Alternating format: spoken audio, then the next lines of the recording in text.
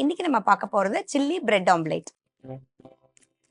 ஒரு 2 டீஸ்பூன் அளவுக்கு unsalted butter எடுத்துக்கிறோம். ரெட் சில்லி ஃப்ளேக்ஸ் ஜாஸ்தியாக ஆட் பண்ணிக்கிறோம். கொஞ்சம் மிக்ஸ்டு ஹெர்ப்ஸ், ஒரு பிஞ்ச் சால்ட், இதில் கொஞ்சமாக கொத்தமல்லி தழை, நல்லா ஒரு மிக்ஸ் பண்ணி வச்சுக்கலாம். அடுத்ததாக பார்த்தீங்கன்னா நம்ம வந்து ஆம்லேட்டுக்கான மிக்சர் ரெடி பண்ண போகிறோம். இப்போ வந்து நம்ம 2 முட்டையை ஆட் பண்ணிக்கலாம்.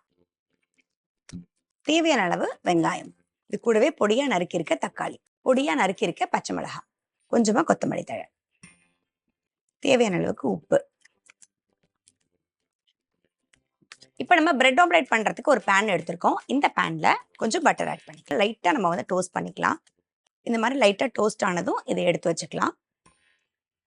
இதே பேன்லேயே நம்ம இன்னொரு டீஸ்பூன் அளவுக்கு பட்டர் ஆட் பண்ணுறோம். இதை அப்படியே நம்ம ஆட் பண்ணிடலாம். அப்போ தான் நம்ம கொஞ்சம் ஈஸியாக எடுக்க வரும். இப்போது இந்த பிரெட்டை இதுக்கு மேலே ப்ளேஸ் பண்ணிடலாம். இப்போ நம்ம ஏற்கனவே ரெடி பண்ணியிருக்க இந்த பட்டர் சில்லி மிக்சரை இதில் ஆட் பண்ணிக்கலாம்.